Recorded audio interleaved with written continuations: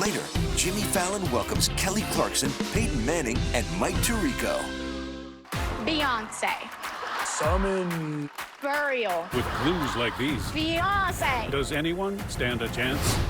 Seance? No freaking way. Chance the Rapper joins Password next Tuesday on NBC and Peacock. Haven't seen Deal or No Deal Island yet? Here's what you're missing. Oh! You're a snake. Oh my God. Yes. I need some tea. Let's see what's in your case. New Deal or No Deal Island, Monday on NBC and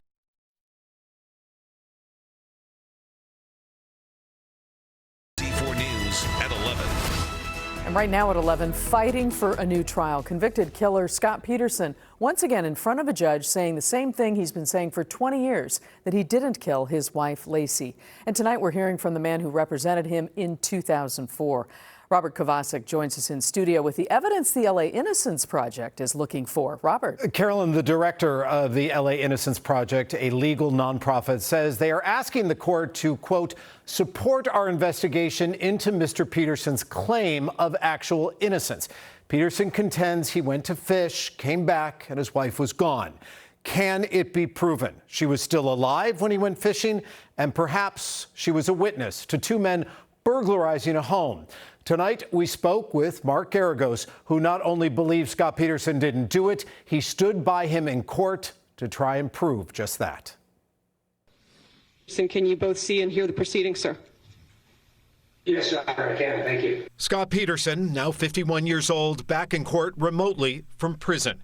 He said little, letting the Los Angeles Innocence Project do the talking for their client, convicted of killing his pregnant wife in 2004. Mr. Peterson has been waiting 20 years to find some of these police reports and audio recordings and video recordings that should have been provided. Peterson's defense in that trial, high-powered Los Angeles attorney Mark Garagos, speaking tonight to NBC4. I'm cautiously optimistic. I'm also a little bit angry. Garagos explains if authorities were in fact sitting on some of this evidence and didn't turn it over, that's really beyond the pale. Could this evidence mean someone else is responsible for the killing of Lacey Peterson and her unborn son Connor and dumping them in the San Francisco Bay?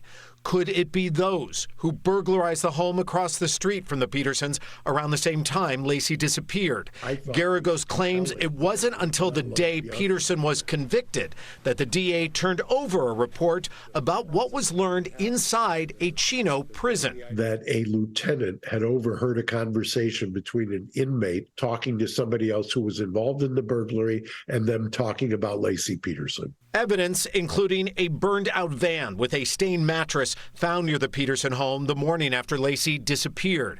Peterson's lawyers want the mattress tested to see if it shows any traces of Lacey's DNA.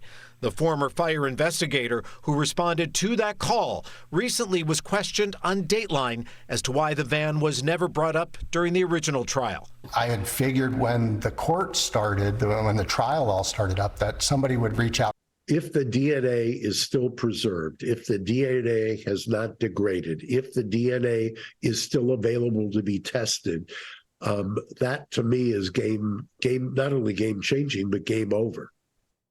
So here's where we are. Scott Peterson serving life in prison without parole. A judge has previously denied his request for a new trial.